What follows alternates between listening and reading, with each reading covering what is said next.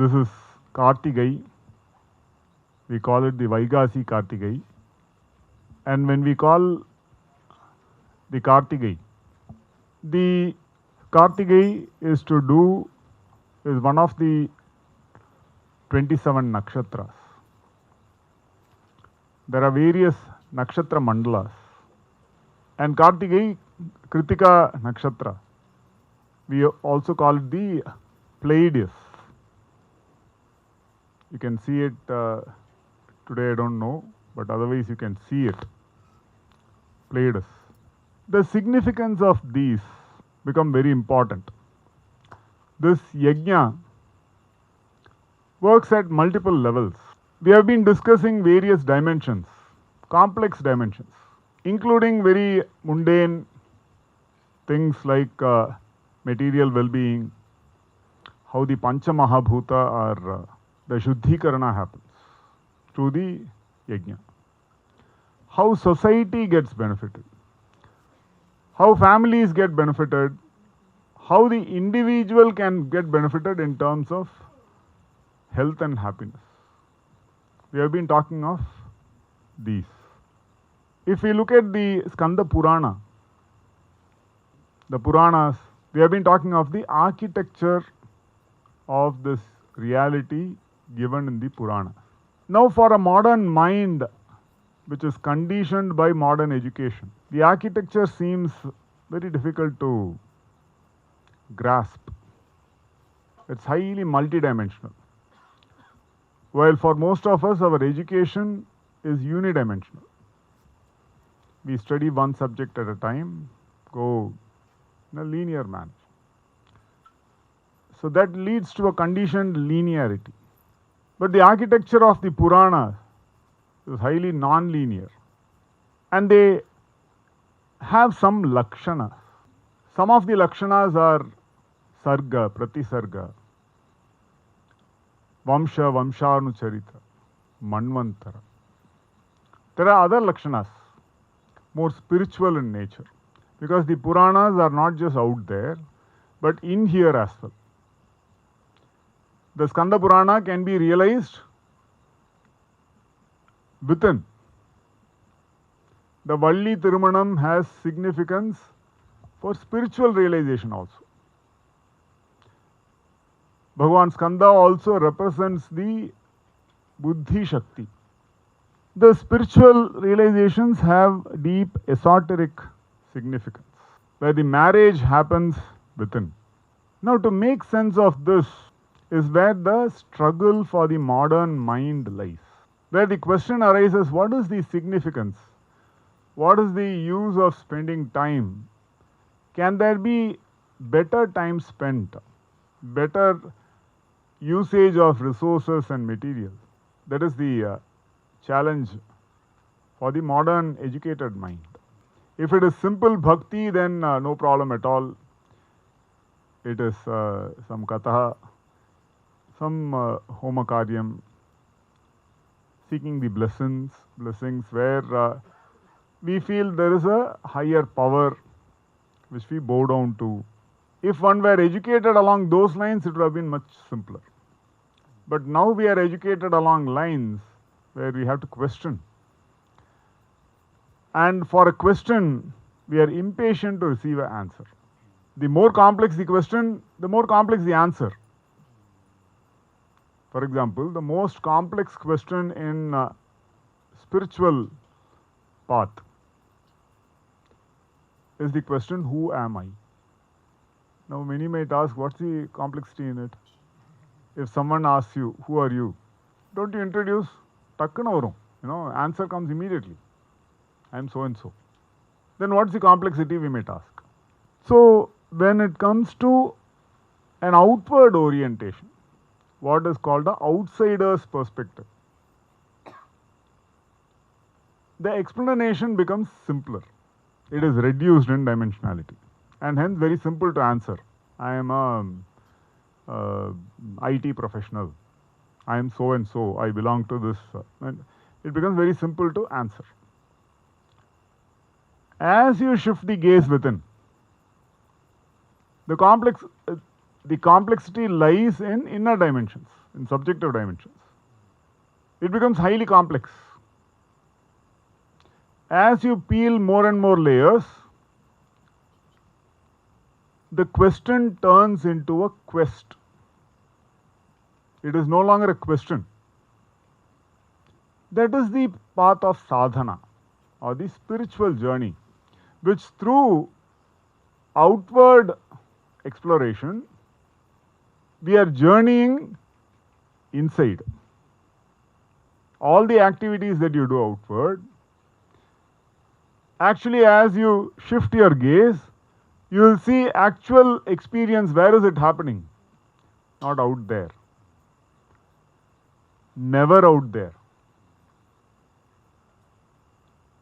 It's in inner territories, which are highly complex. The more you journey outward, the more you journey inward. These are essentially non-dual. It is one spectrum. It is like a tree. With deeper the roots, the higher the growth. But what is visible is just out. What is invisible are the roots. Likewise is the inner journey. So when we try to explore a seemingly simple question to answer, who am I? Which we answer again and again. But gradually with the journey of life, it has more and more dimensionality to it. As a child, what we answer as who am I changes as an adult. Changes as we proceed through life. But then the real complexity is when our parva, when our gaze shifts inwards. Then suddenly we are not sure, am I this? For example, this happens typically when one encounters the death of a near or dear one. They were here, it was very clear this is who they are, suddenly they are missing. Where have they gone? And that helps us go deeper, because the outer reality is suddenly shaken. That which we have invested so much on, very sure this is who I am, this is who the reality is, this is my reality, this is who I am. Very clear. And suddenly shaken. Where did they go? A very simple question. If someone were to travel from here to some other place, we would be able to answer this question, where did they go? We would be able to answer it as, they went there. So someone travels from here to US. Where did they go? Oh, they went to California. Are they visible? Assured. Because this reality is mapped and hence assured. But if someone goes away from this reality, where do they go? Not so assured. What is the naksha? What is the map?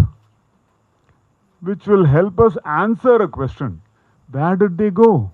They were here all along. Suddenly, where did they go? Suddenly not here. Where did they disappear? Then the question comes, is it going to happen to me?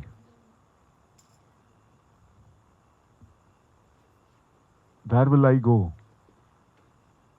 Where did I come from? Who am I? The Purana answers all of these questions, both outer dimensions and inner dimensions. The full spectrum. When we take Vedanta or Yoga Shastra, generally the inner dimensions are answered. The outer dimensions are not answered because they deal with principles.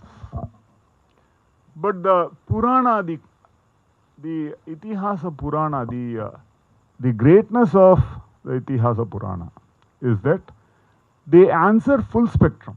It's a full spectrum answer. And hence the complexity. Not easy to grasp.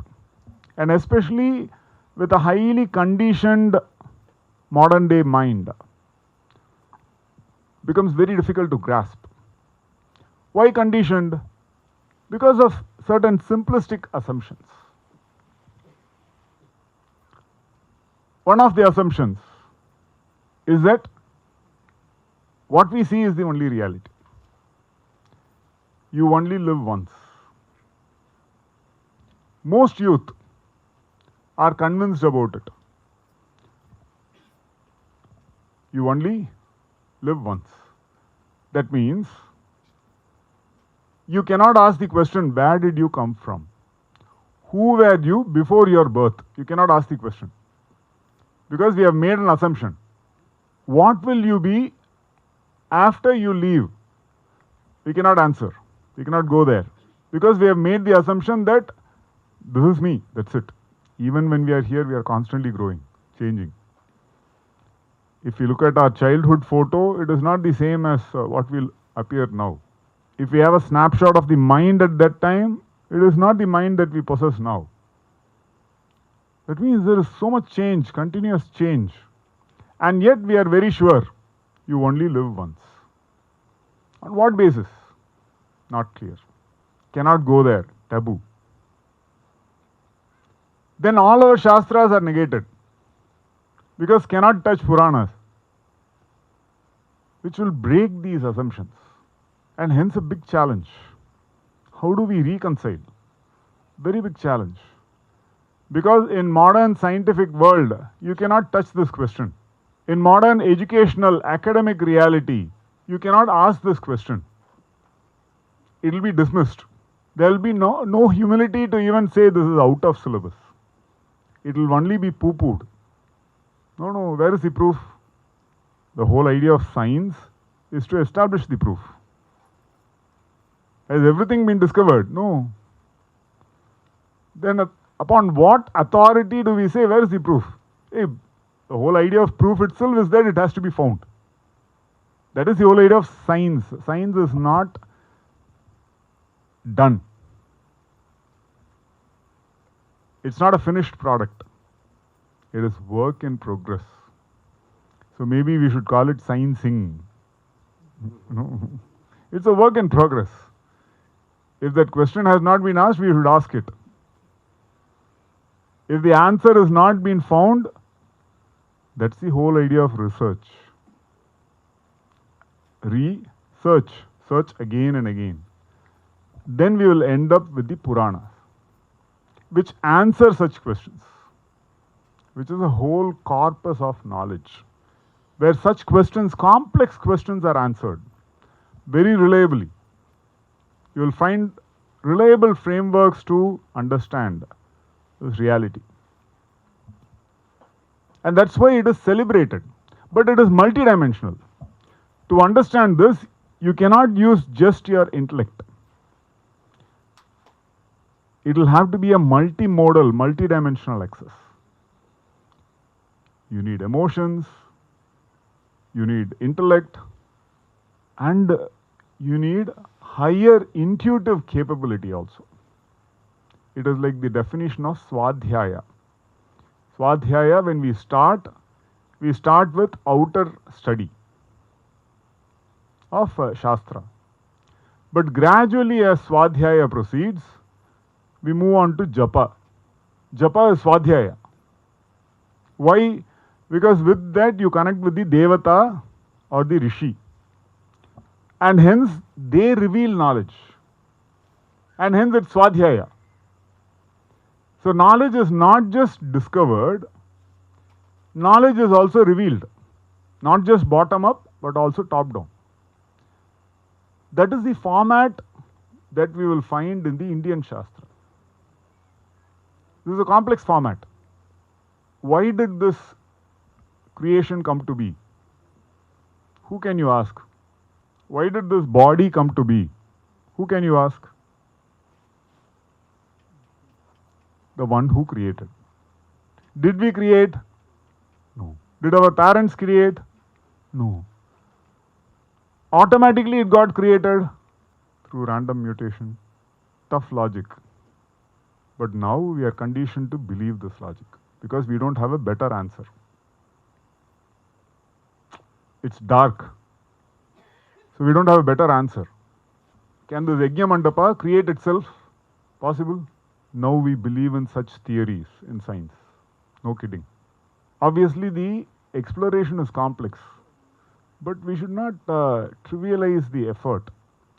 So that's where if we look at the Puranas, they provide us with clear terrain to approach these questions.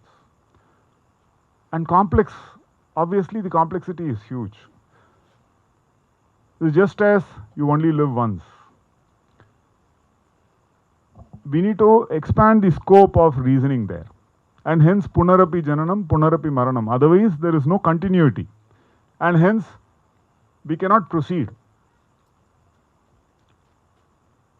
Similarly, another assumption that we have made is life is only here. The Puranas are not hung up about this. Multiple lokas are described. It is not just this earth that one is stuck to without any option. Now that is our current state of scientific reasoning, where we are stuck to because there is no other place to go. It's like the European assumption when they were trying to discover the world. The theory at that time was that the earth is flat. So if you go to the edge of the earth, what will happen? Fall into where? Into nowhere.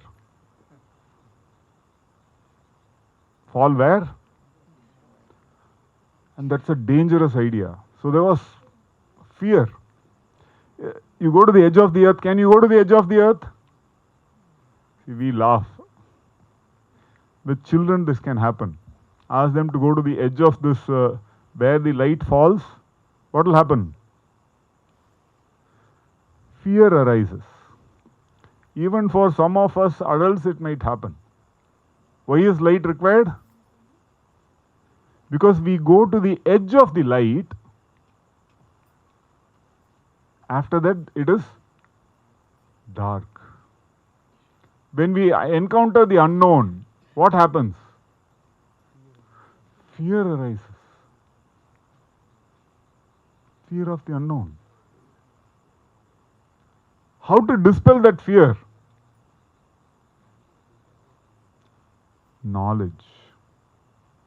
During daytime, we have explored this, and at night, it's fully dark. Will you still have fear? No, you have a map of this. That is how our Puranas proceed with respect to the architecture of this entire reality. They reliably provide an architecture. In Nitya Sandhyavandana, everyone invokes that architecture. Bhuvasva, Maha, Janana, Tapaha, Satyam. That architecture is invoked. And hence we have reliable pathways to navigate. There are principles of navigation. Where do you come from? Where will you proceed to? What does that depend on? What does external navigation depend on? Your own inner parameters. For example, desire.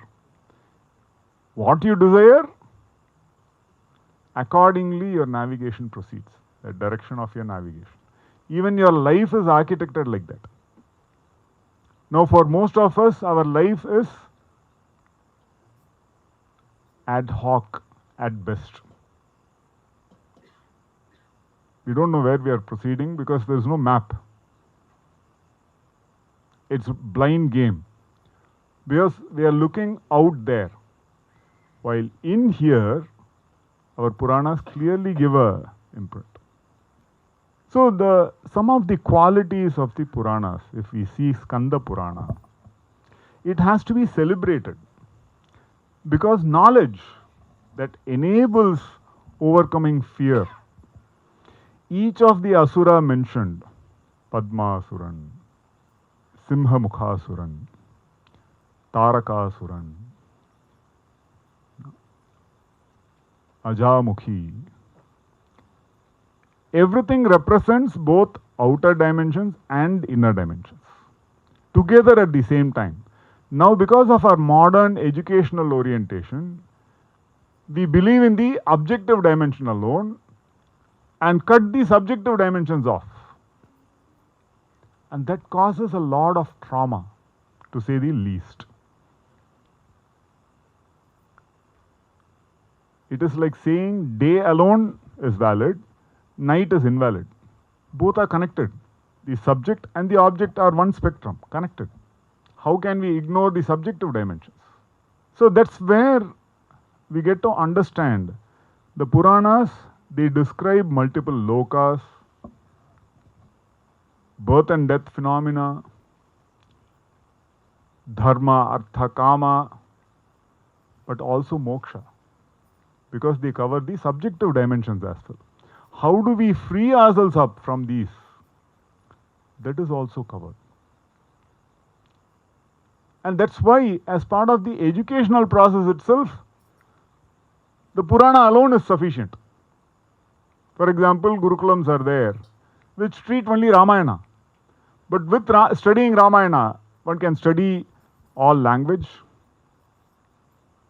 Shiksha, Vyakarana, Nirukta, Chandas, mathematics, astronomy, Jyotish Shastra, Kalpa Shastra, Vedanga is studied, Upavedas are studied, Ayurveda Shastra, Dhanurveda, Artha Shastra, Niti Shastra. Just by studying one text, it's a comprehensive syllabus. And hence, the individual is highly empowered to navigate life successfully by overcoming all obstacles and participate in the yajna that is this reality.